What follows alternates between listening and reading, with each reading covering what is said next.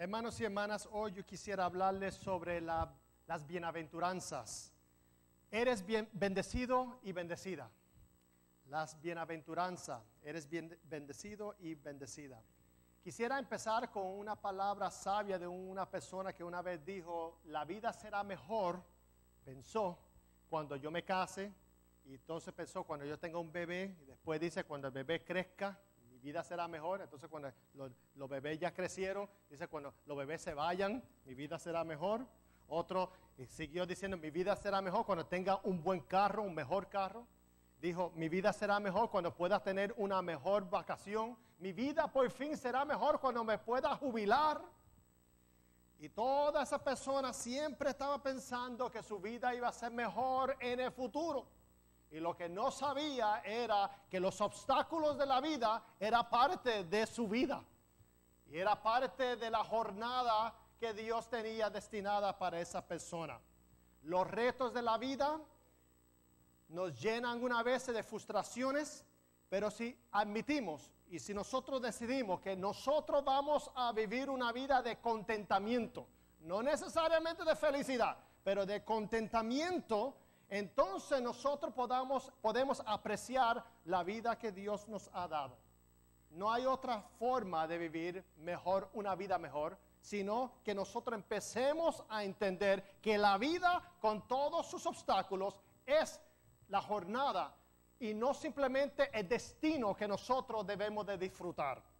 Por lo tanto, debemos de parar de decir: un día mi vida será mejor cuando yo empiece la escuela, o cuando yo termine la escuela, o cuando yo pierda 10 libras, o cuando yo aumente 10 libras, o pensar, o cuando yo empiece a trabajar, o cuando yo me retire, o cuando sea viernes, o cuando sea lunes, o cuando sea invierno, o sea primavera. Nosotros podemos empezar a decir que mi vida es completa porque estoy en Dios. Soy bendecido y soy bendecida, aunque usted no lo sienta. Algunos de nosotros pensamos: mi vida es bendecida el primer día del mes, porque ahí viene un cheque garantizado. Entonces es que yo cantaré.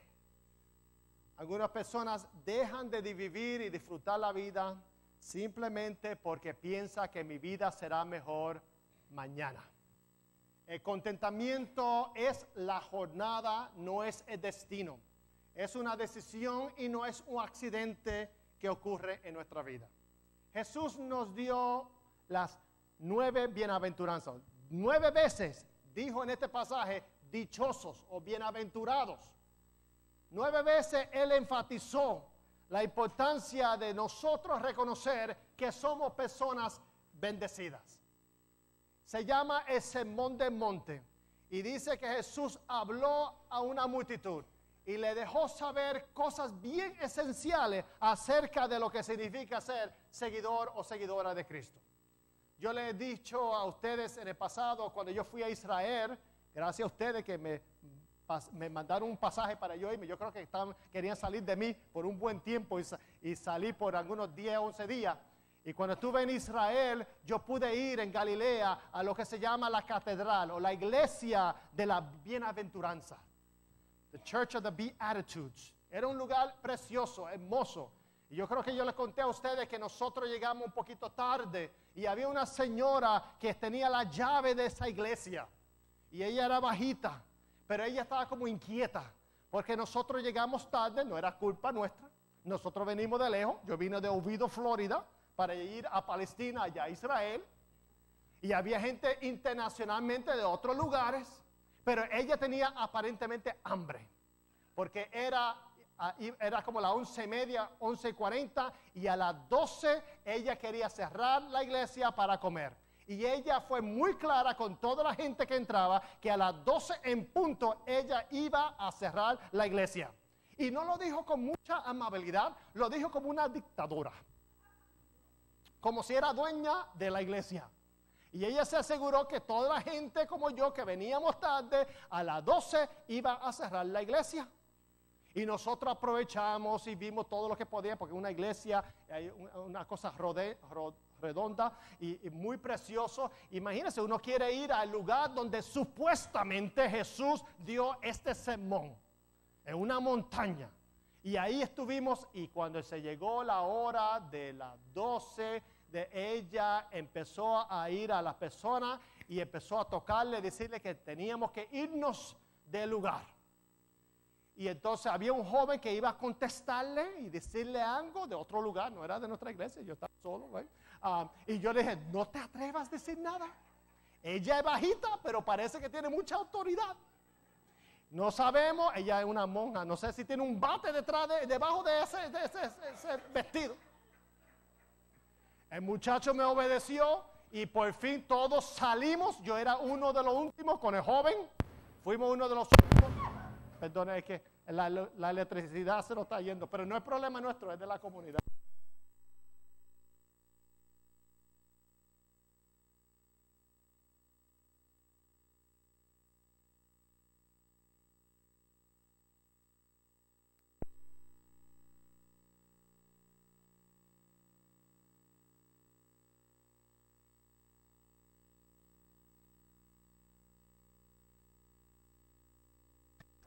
La señora, entonces, fuimos los últimos y cuando yo salí con el joven, lo que se queda grabado en mi mente es cuando ella cerró esas dos puertas de madera, lo cerró esa señora pequeña, lo cerró ella misma. ¡Bum! Y yo dije, nos botaron de la iglesia. Yo nunca en mi vida me he botado de una iglesia. Y tuve que ir a Israel, a la Tierra Santa, a la iglesia de la bienaventuranza, donde Jesús dice, bendecidos son los pacificadores. Y en esa iglesia me votaron. Esa señora, por las razones que tenía, quizá tenía una hambre, diabetes, no sé. Es como muchos de nosotros, ustedes que quieren cortar la fila porque tienen diabetes. Todo es diabético cuando tiene que comer. Pero no hay ninguna excusa, no hay ninguna razón nosotros faltarle respeto a otra persona. Ni la hambre. Si alguien corta encima, o si alguien viene tarde, o si alguien uno está apurado, no hay razón por la cual nosotros perdamos el control y tratemos a la gente de esa forma. Ella tenía sus razones, pero no podía, ella tenía que entender que ese grupo de personas eran hermanos y hermanas de ella. Somos parte de la familia de Cristo. Cristo es que nos une y venimos de todos los lugares del mundo para ir a ese lugar. Y ella lo que se preocupaba en ese momento, se olvidó la enseñanza de la bienaventuranza. Que nosotros somos los testigos de Cristo y tenemos que testificar de su amor y ser más como Él. Yo la perdoné, tuve que perdonarle, aunque todavía estoy traumatizado cuando me cerraron la puerta. Tuve que ir a consejería para decirle eso también. Jesús 9 veces le dice en este pasaje, dichosos o bienaventurados. La palabra griega es makarios. Makarios es una palabra secular que se usaba en griego. Y era lo que una persona descubría o cuando conseguía una dicha en su vida como los dioses mitológicos. La gente era pagana, la gente no era cristiana. La gente pensaba que los dioses en la antigüedad no sufrían lo que nosotros sufrimos. Para ser Dios, uno estaba en un nivel más alto, en un camino más celestial. Entonces, los problemas terrenales, los dioses mitológicos no se envolvían y no les padecían. Por lo tanto, la palabra Macarios era usado a una persona que había descubierto ser el gozo de ser como un Dios que no tiene las penas de este mundo. Entonces, Jesús usa esa palabra. Hay otra forma de traducirlo. Puede ser bendecido o bendecida. Puede traducirse Macarios o bienaventurado a dichoso, como hace la Nueva Versión Internacional.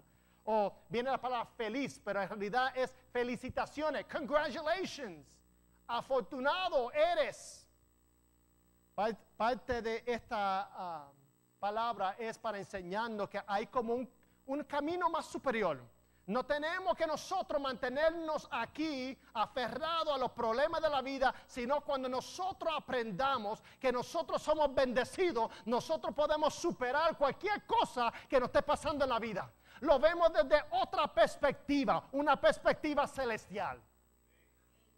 La palabra hebreo, Jesús hablaba arameo, pero sabía hebreo, es asher. Es la misma palabra que se usa bienaventurado, dichoso. Y esa palabra asher lo que tiene que ver es con uno encontrar el camino correcto. De muchas opciones que hay en la vida, de muchas decisiones atractivas, uno por fin encuentra el camino que uno quiere andar, y ese camino precisamente es el correcto. Cuando una persona encuentra el camino correcto entre el bien y el mal, entre diferentes opciones, dice que esa persona es bienaventurada, es dichosa. Por eso es Salmo capítulo 1, verso 1, que es una introducción a todos los 150 salmos, o 151 salmos, porque hay una tradición cristiana que tiene un salmo adicional. Pero es la introducción del libro de los salmos. ¿Sabe cómo empieza el Salmo capítulo 1? Verso 1, Reina Valera lo dice de esta forma: bienaventurado la persona que no anduvo en consejo de malos, ni estuvo en camino de pecadores, ni en silla de escarnecedores se ha sentado. Y mira lo que dice: sino que en la ley de Jehová está su delicia, y en su ley medita día y noche. La palabra meditar es como cuando uno come una comida y quiere saborearla. Uno nunca debe comer un bistec apurado. Uno tiene que comer el bistec en pedacitos pequeñitos y cogerlo y saborearlo. No coma el bistec y ahí en la boca. Eso no se hace. Uno tiene que masticarlo, saborearlo. Esa es la palabra realmente en hebreo para meditar. When you chew on something, you meditate. Uno lo medita. Uno está saboreando la ley del Señor. La persona que no simplemente sirve al Señor solamente de domingo, de semana o de mes o lo que sea, sino que dedica su vida. Es una persona bendecida cuando ha encontrado el camino correcto y le da gracias a Dios porque Dios le ha abierto la puerta para que pueda andar en él. Por lo tanto, de muchas opciones, un mar de decisiones, una persona bendecida es una persona que ha encontrado ese camino.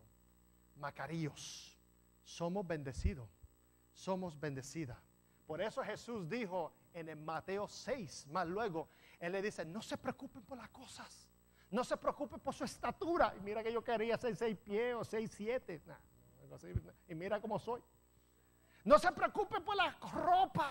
Yo no me preocupo por ropa, yo no me he comprado ropa en 25 años. Ustedes me compran ropa a mí. No toda la ropa.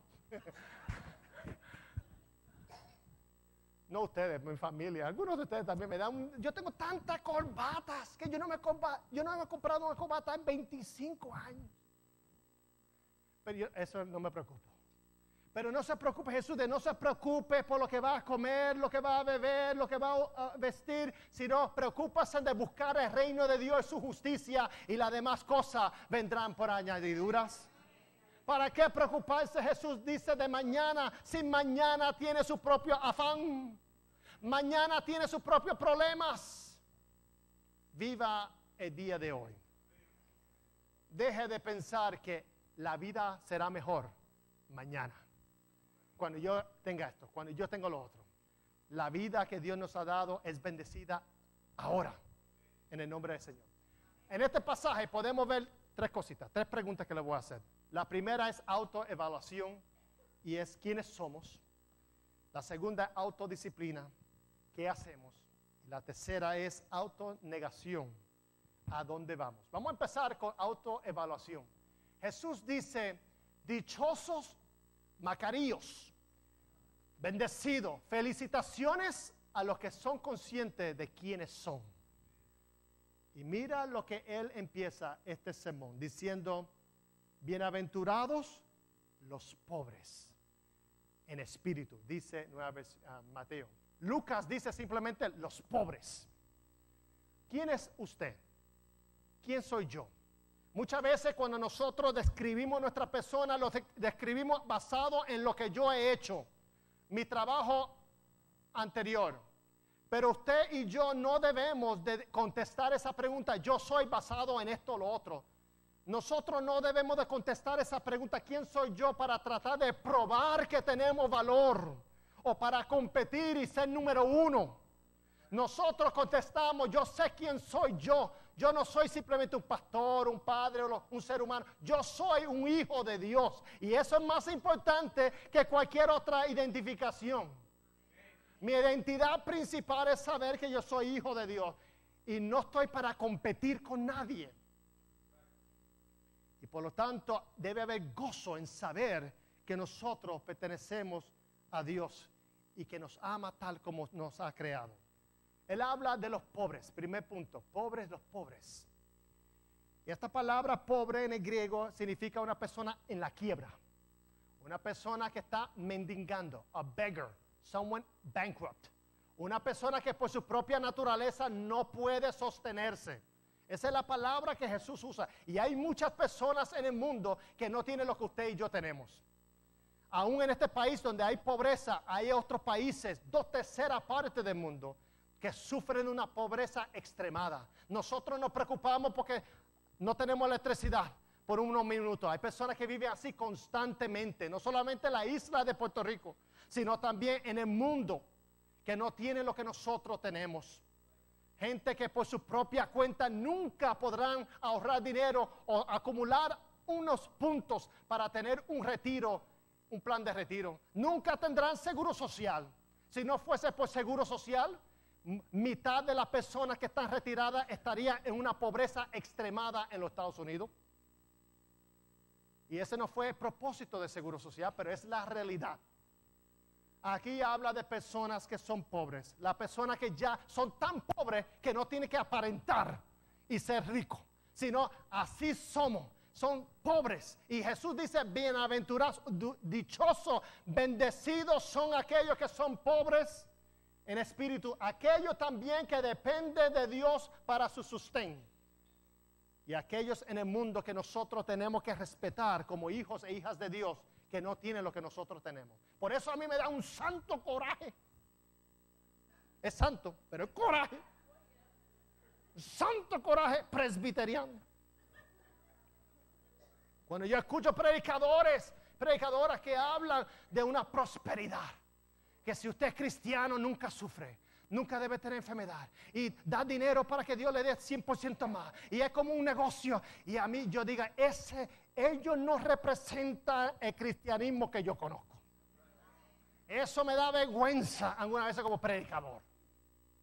¿Por qué? Porque nosotros pensamos, los hijos de Dios que viven en otros lugares, que no tienen lo que nosotros, ese mensaje materialista de prosperidad, no tienen lo que nosotros tenemos, ellos también son hijos de Dios, son bendecidos por Dios, son amados por Dios y no son second class citizens o second class children of God. Tampoco ellos no son nietos de Dios, son hijos e hijas de Dios.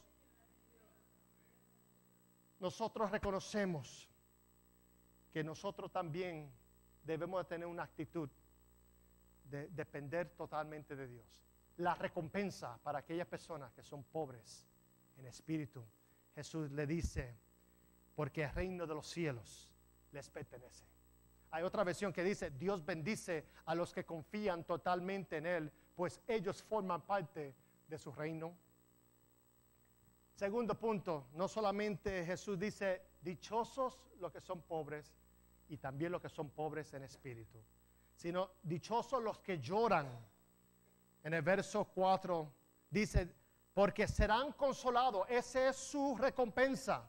Por lo tanto, lo pobre es opuesto al orgullo, a la independencia personal, y lo que lloran es opuesto a la felicidad a todo costo. Hay gente que quiere ser feliz, no importa lo que sea, no importa la gente que maltraten. Ellos quieren ser número uno en su vida. Pero bienaventurados aquellos que lloran, aquellos que reconocen que también no tienen apariencias, que no están ciegos a la angustia de otra persona. Bienaventurados los que sufren. ¿Y cuántos de nosotros hemos llorado en la vida? Jesús dice, felicitaciones, felicitaciones. Porque ahora usted sabe lo que Jesús ha llorado, lo que Dios llora y lo que otros creyentes han llorado a través de los siglos. Su recompensa es grande. Su recompensa es consuelo en medio de dolor. Es contrario a vivir una vida de placer. Si yo no tengo placer, si yo no me siento bien, no vengo más a la iglesia. No doy, no ayudo a los demás. Ya yo estoy herido, ya yo me he ayudado a tanta gente y me han traicionado y ya yo me cuiteo. Pero no, aquí no es cuitearse, aquí es bienaventurado aun cuando te sientes herido y que sufre, porque recibirá consuelo. Y dice felicitaciones porque ha llegado a ese punto en su vida. Jesús, contrario a lo que nosotros pensamos. Estos son valores totalmente distintos a lo que llamamos valores del mundo. Valores seculares. Otra perspectiva. Macaríos era, recuerda, la bendición de la gente que vivían y han llegado a ese estatus de los dioses que supuestamente no se preocupaban. Pero el Dios nuestro se preocupa por nuestra necesidad y por lo que estamos pasando. Número 13 dice, bienaventurados y dichosos los humildes. Otra versión dice, los mansos. Su recompensa es heredar la tierra. Otra versión dice, ser dueños del planeta. ¿Cuánto quiere ser dueño del planeta? Eso es opuesto al poder. Gente buscando poder, posición en la vida. Manso no significa que eres menso. Manso no significa que usted no confronta. Manso significa que usted es humilde aun cuando confronta. Usted es humilde y gentil y respetuoso aun cuando tiene que evaluar la situación o evaluar las otras personas. Una persona humilde es una persona como Jeff, que trabajaba profesional, con mucho estudio, mucha educación académicos, y quiso ser voluntario en hospicio. Y se dedicó para visitar personas que tenían menos de 6 meses para vivir. Y Jeff entró a una casa, le tocó la puerta y el Señor casi sin fuerza le abrió la puerta. Y cuando le abrió la puerta, ahí mismo empezó a vomitar en el piso y en Jeff. ¿Y sabe lo que hizo Jeff? En vez de decir, no, esto no me enseñaron en la escuela. En vez de huir, lo que él hizo es con humildad, con sencillez, con gentileza, vino, acostó al hermano, limpió y mapeó el piso, limpió al hermano también, a la persona. Y entonces el Señor, que estaba casi sin fuerza, le dijo, ya yo sé quién es Jesús. Y Jeff le miró y le dijo, ¿qué tú dices? I know who Jesus is. ¿Quién es Jesús? Jesús es Jeff. Para él ahora Cristo vino a ser más real, porque ahora Cristo vino en la persona de Jeff, que le mapeó el piso, que lo bañó, que le vistió, que le puso en la cama, que estuvo con él, que no se sintió, sino que humildemente, bienaventurados las personas que son humildes así, porque serán dueños del planeta. Humildad es contrario al orgullo. Humildad es contrario a nosotros tratar de competir y ser mejor. Humildad significa que usted no toma las cosas a los pechos. La gente no lo tome a pecho. La vida es muy corta para usted tomar cosas a pecho y hacer un hormiguero, una montaña. Aprenda a vivir sin tener que defenderse, sino ser lo que usted es y confiar que Dios hará la obra. Él hará lo demás. ¿Quién usted es? ¿Quiénes somos nosotros? Pobres, gente que lloramos, gente humildes. La segunda evaluación que Jesús nos enseña es autodisciplina. Dichosos los que son conscientes de lo que hacen. Dichosos los que son conscientes de lo que hacen. Y mira lo que Jesús describe. Aquellas personas que han conseguido el camino correcto son bendecidos. Se recuerda que algunas veces en el siglo XIX y en el siglo XX había un movimiento de santidad, se llama The Holiness Movement. Y este movimiento decía, para usted ser santo, usted tenía que separarse del mundo, de la cosa mundana. Y la cosa mundana es que usted no podía ir al cine. La cosa mundana es que usted no podía jugar dominó. Aquí hay un montón de pecadores aquí.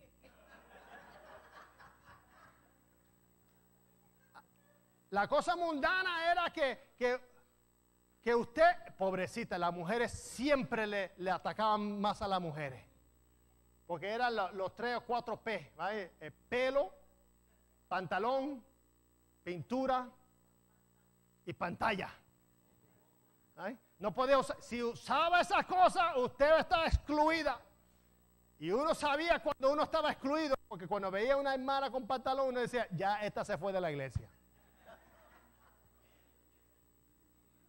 O en invierno allá en Jersey City, eso sí que hacía frío. La hermana a la iglesia venía con falda, pero en el invierno estaba en pantalón y en secreto. Porque pensaban que la santidad, el camino correcto tenía que ver con vestimentas. Y lo que algunas veces nos olvidamos es que había hermanas que tenían el pelo largo, pero también tenían la lengua larga.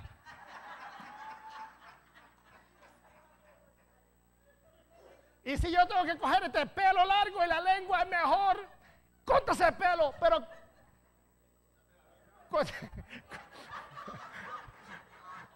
no se puede cortar la lengua.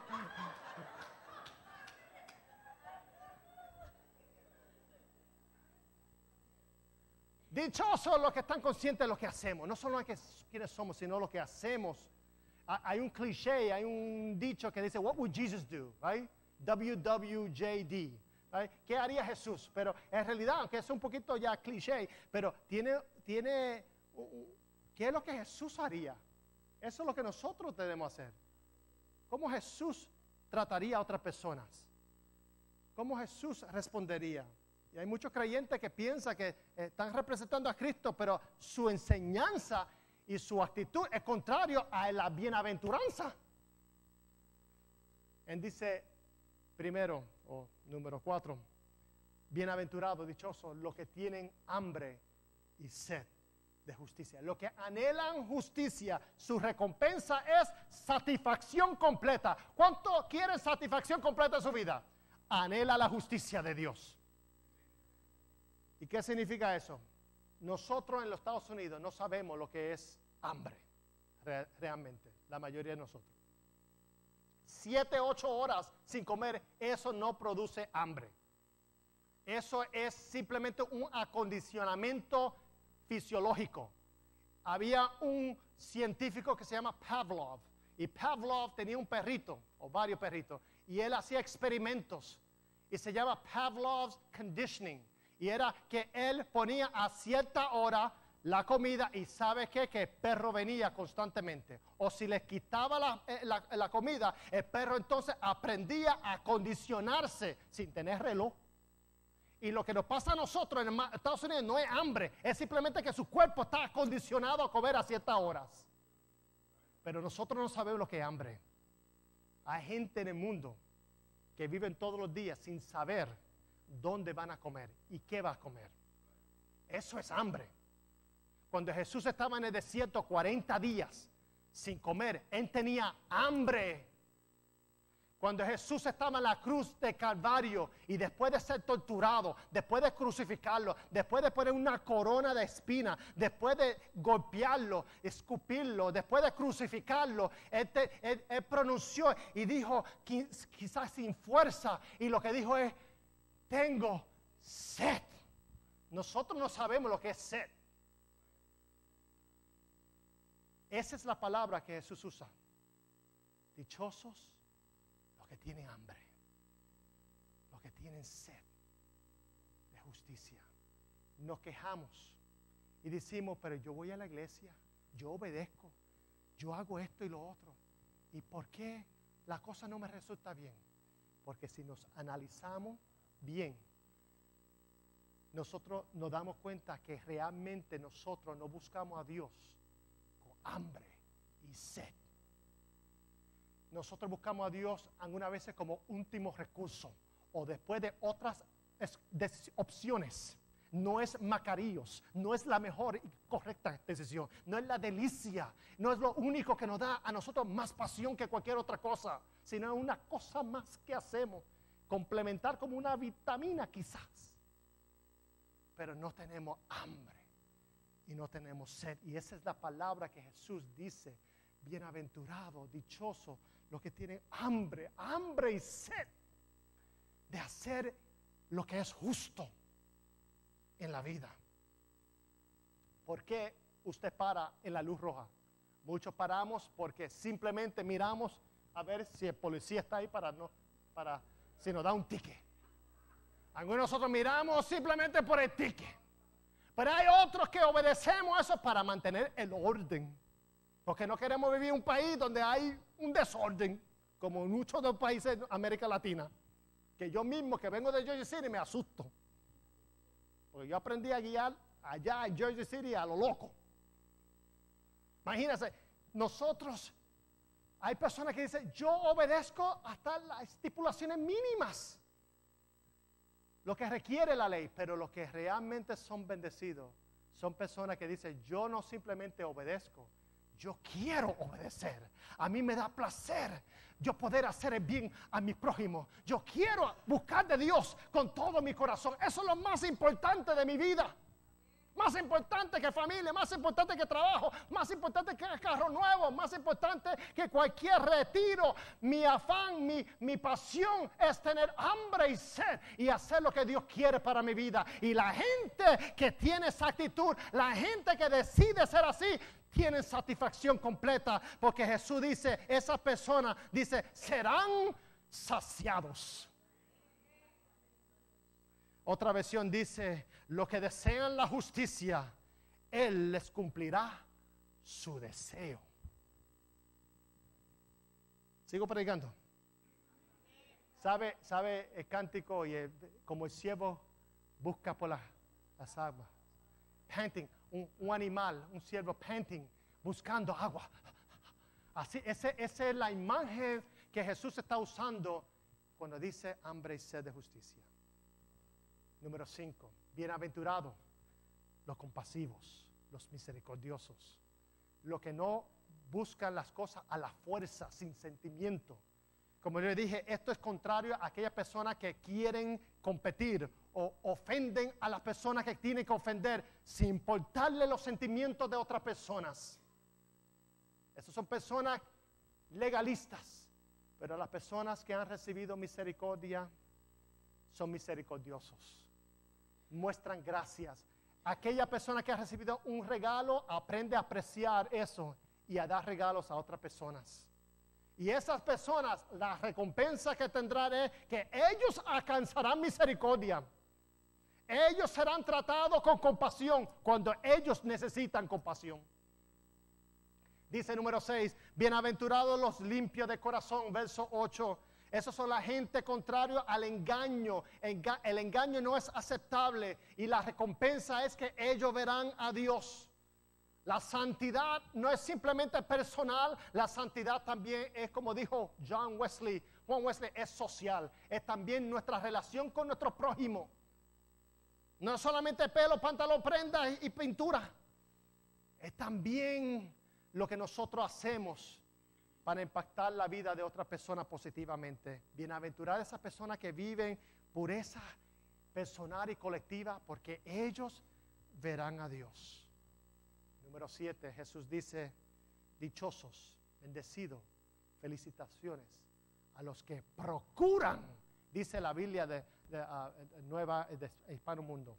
Dice, los que procuran, Nueva versión dice, los que trabajan por la paz. Reina Valera dice, the peacemakers, bienaventurados los pacificadores, los que buscan la paz no solamente personal, sino en un mundo caótico, también busca la paz. Esas son las personas que no huyen de los problemas, sino que los confrontan, pero con una actitud que no es chocante. Hay personas que son muy chocantes. Tiene que aprender a ser más humilde y procurar promover la paz. Significa protestar, significa sus derechos civiles, también derechos humanos. Nosotros en el nombre de Cristo, cuando hacemos eso, también recibiremos una recompensa. Y dice Jesús, ellos serán llamados hijos e hijas de Dios. Y el tercer punto principal es autonegación, self-denial. Dichosos los conscientes de a dónde irán eventualmente. Y él habla en el verso 10 y 12 de la gente perseguidas. Dichosos los perseguidos los perseguidos por causa de la justicia, porque el reino de los cielos les pertenece. Dichosos serán ustedes, escuchen bien, cuando por mi causa, no la causa de otro, no por su cuenta, por mi causa la gente los insulte, los persiga y levanta contra ustedes toda clase de calumnias, mintiendo, dice Reina Valera. Alégrese y llénese de júbilo, porque le espera una gran recompensa en el cielo. Así también persiguieron a los profetas que los procedieron a ustedes. Esta palabra perseguir es una de las palabras más fuertes en el griego. Significa aplastar. Significa alguien que está tratando de pasar hacia frente y uno lo que hace lo detiene y lo aplasta. Hermanos y hermanas, yo quiero decirle una cosa. Contrario a lo que algunas personas dicen, en los Estados Unidos no hay persecución de los cristianos. Esta noción de que somos perseguidos no es lo que Cristo está hablando. Porque no tiene los 10 mandamientos, porque no hay oración en la escuela. Eso no estamos hablando de esa persecución. Eso no es persecución. Porque su compañero en su trabajo habla chisme de usted porque usted es cristiano. Eso no es persecución. Eso no es lo que Jesús está hablando. Eso no es la palabra que Jesús está usando cuando usa eso. Que en el dinero Dios la quiere quitar, en Dios confiamos. Que es bueno que lo quiten porque es una blasfemia tener dinero y decir que en Dios confiamos, mientras que en el dinero es que confiamos. Eso no es lo que estoy diciendo. No se ora en la escuela. Yo fui a escuela pública y yo oré todas las veces que yo quería. Usted ora, yo oraba antes de comer, o traía mi Nuevo Testamento también. Nadie va a prohibir que usted haga eso. Esa no es la persecución. Persecución que los pastores no pueden hablar en púlpito lo que ellos quieren hacer. No, mentira. Eso no es persecución. Jesús está usando una palabra fuerte. Yo lo voy a ilustrar. Escúcheme bien. Jesús, esta palabra persecución es una persona que paga el último precio y es con su vida. No hay comparación. Jesús está diciendo esta palabra de aplastar es una persona que niega su comodidad, niega su seguridad. Es una persona que niega vivir una vida larga y próspera. Es una persona que decide negar, llegar a la vejez por causa del evangelio y está dispuesto a morir por su fe. Y no todos nosotros estamos en esa categoría. John y Betty Stam eran misioneros en China cuando la revolución ocurrió en el 1940. Y votaron a todos los misioneros, o tenían que salir, y los que se quedaron, muchos de ellos fueron perseguidos. Pensaron que el cristianismo iba a parar en China, y hoy yo quiero dejarles saber que hay más chinos cristianos que todos los Estados Unidos. Aquí tenemos 325 millones y hay más cristianos en China que toda la población americana. Pero John y Betty Stam, cuando lo estaba llevando a fusilarlos, alguien le preguntó a ellos, "Where are you going?" En chino, ¿dónde vas? Y él, ¿sabe lo que le contestó? Yo no sé dónde los guardias van, pero yo sé dónde nosotros vamos. Nosotros nos vamos al cielo. Él y ella estaban listos y preparados para irse al cielo. Yo no sé dónde ellos van, pero nosotros sabemos dónde nosotros vamos. Y dieron su vida por el evangelio. Hermanos y hermanas, nosotros tenemos que entender una cosa, que antes en el cristianismo, la gente sufrir por su fe y aún morir por su fe, era una de las cosas, privilegios más altos que los creyentes podían aspirar a llegar a ser. Y nosotros nos preocupamos por el aire acondicionado, la electricidad que perdemos.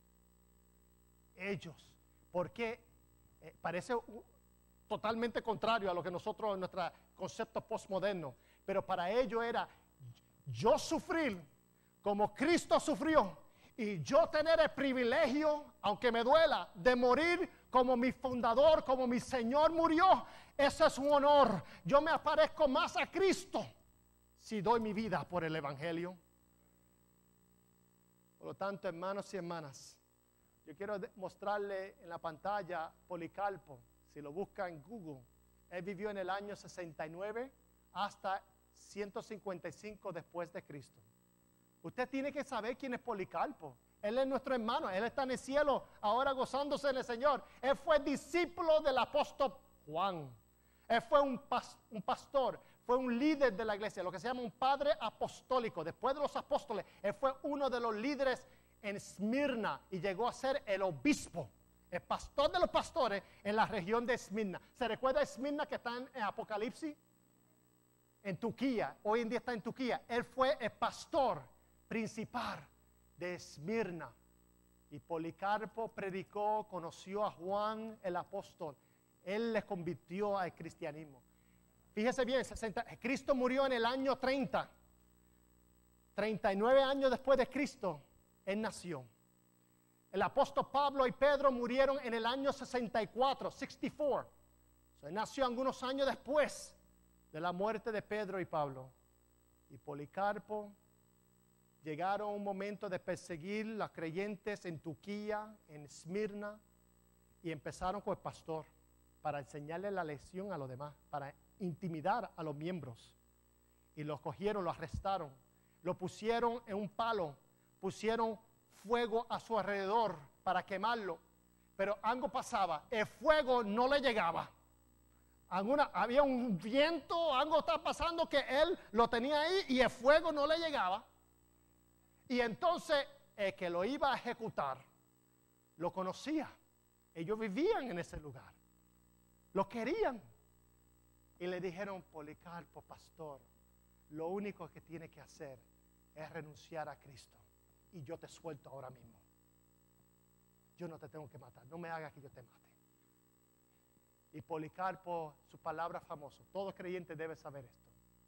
86 años yo he servido al Señor y nunca me ha hecho mal.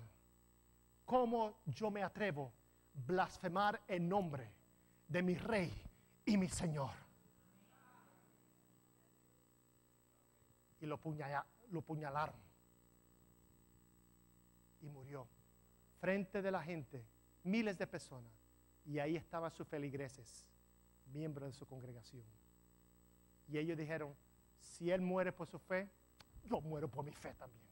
Si mi pastor lo hace, yo también lo hago.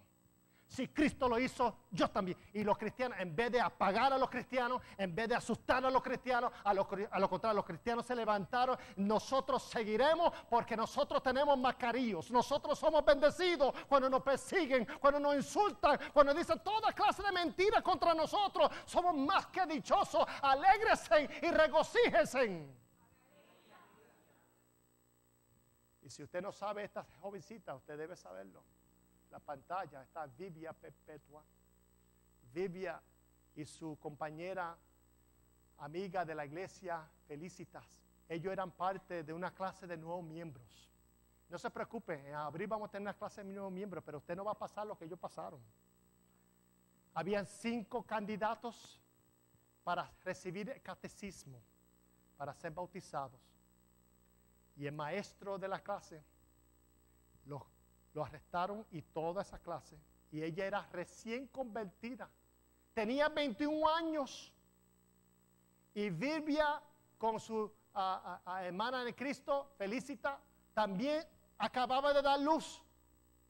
Y si usted Google y mira los dibujos de Vivia y Felicita, la va a ver en un estadio donde un gladiador, mató a Felicita.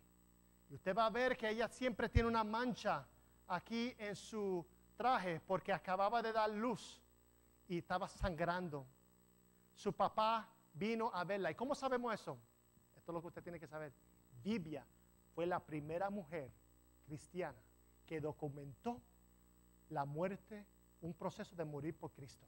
El primer documento que nosotros tenemos en cristianismo fue su diario, fue su memoir, fue un escrito que cuando ella estaba en la cárcel, ella estaba escribiendo todo lo que usted debe leer eso, búscalo, Vivia Perpetua, y ve lo que ella escribió. Y si usted cree que usted tiene problemas, imagínese esta jovencita recién convertida, 21 años, acaba de tener un hijo. El padre no sabemos mucho de él, ella no habla mucho de él, parece que está ausente. Y el papá viene a verla y ella escribe de su visita. Y él le dice, esta es la versión de Carmelo Mercado. Hija, tú estás loca, ¿qué te pasa? Habló quizá como italiano. ¿Qué te pasa? Capiche, ¿no entiendes? Te van a matar, tú eres jovencita. Tú tienes un esposo, tú tienes una hija. ¿Cómo tú vas por una fe? Esto es locura. Hija, lo único que tiene que hacer, me sigue en la cámara, ¿eh? Lo único que tiene que hacer es, esto era adorar a César. Esto era lo único, esta era la persecución. Lo que los cristianos rehusaban hacer, ¿saben lo que era? Adorar a César significa prenderle una velita.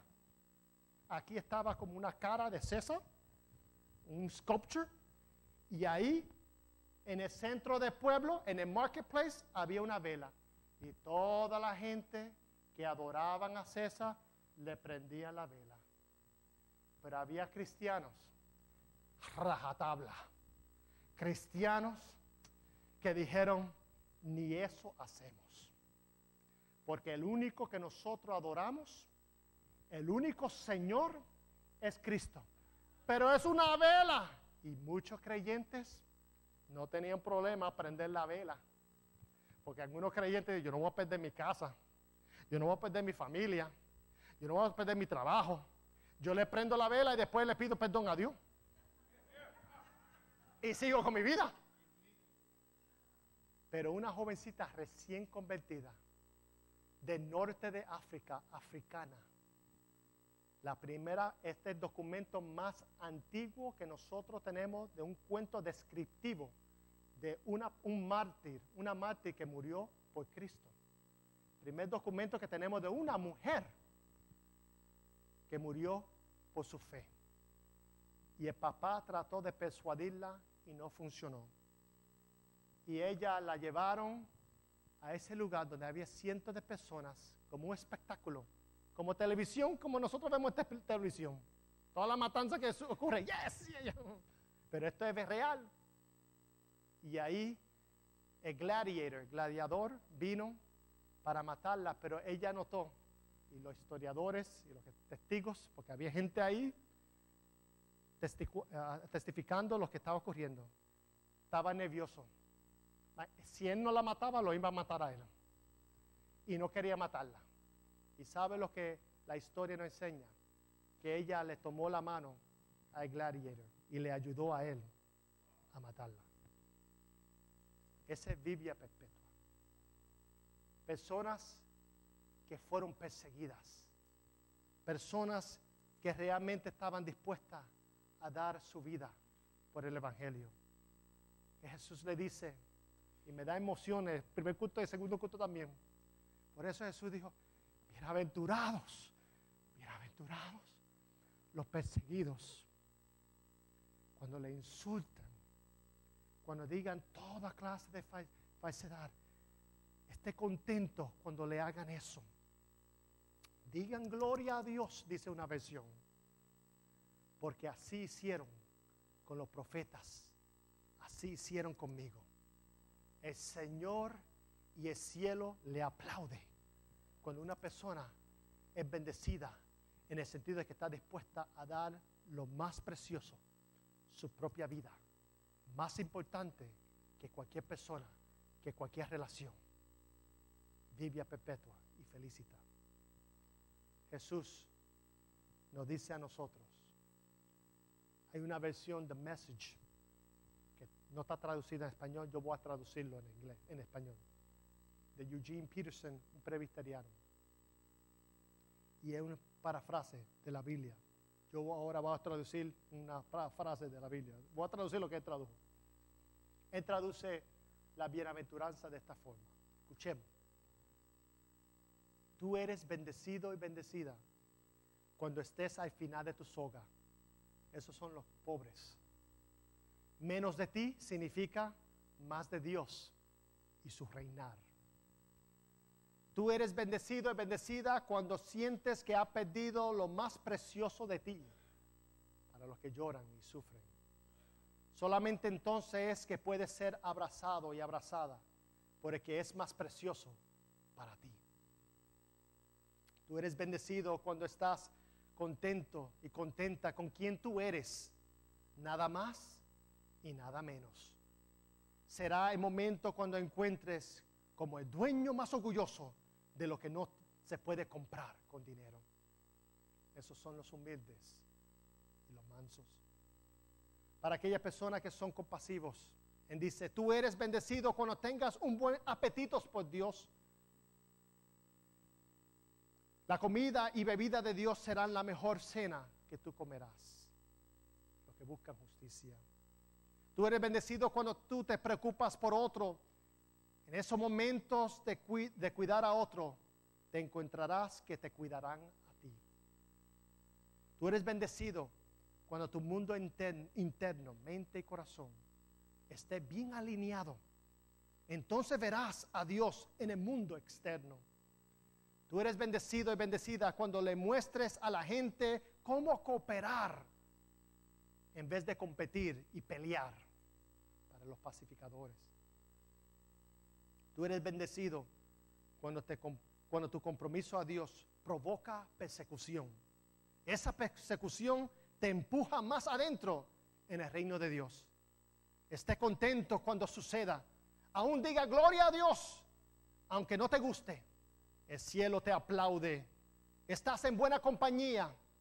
Mis profetas y testigos siempre tuvieron estas clases de problemas.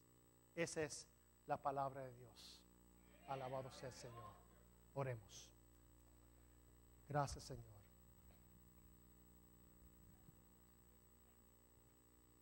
Señor amado, nosotros realmente se nos hace difícil entender a cabalidad todo lo que tú nos has enseñado. Todos los creyentes antes de nosotros han pasado. Los creyentes en el mundo actual que realmente viven en pobreza, aquellos que lloran, aquellos, Señor, que tienen hambre y sed de hacer el bien. Oh Dios mío, ayúdanos a ser compasivos, misericordiosos, humildes. Ayúdanos a procurar, trabajar, luchar por la paz. Y ayúdanos a respetar a la gente que sí han sido perseguidos y que sigue siendo perseguido al punto de dar su vida, perder sus comodidades, arriesgar todo simplemente por su religión.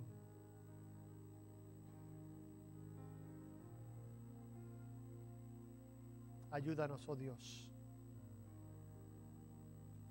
a comprender que somos más que bendecidos cuando nosotros podemos mirar más allá de las circunstancias que nos agobian aquí en la tierra. Dando fe, dando una perspectiva distinta. Ayúdanos a tener valor. Y aunque no estamos pasando por persecución de muerte en este país, nos unimos a aquellos que sí están luchando. Y te pedimos, oh Dios, que si llega el momento que tendríamos que hacerlo, que realmente nuestra vida esté tan empapada, tan saturada de ti, que tú serías lo máximo, lo mejor, lo más importante para nuestra vida. We got a long way to go, God. Help us. Tomemos un momento de autoexaminarnos, de reflexionar en este pasaje, de apreciar la vida de Policarpo, de recordar a Vivia Perpetua y Felicitas. Son nuestros hermanos y hermanas que dieron su vida y nos enseñaron a nosotros valor. Nosotros también decimos, hemos servido al Señor, nunca nos ha hecho mal, ¿cómo podemos traicionarlo? Gracias, Señor, por escuchar nuestra oración. Amén.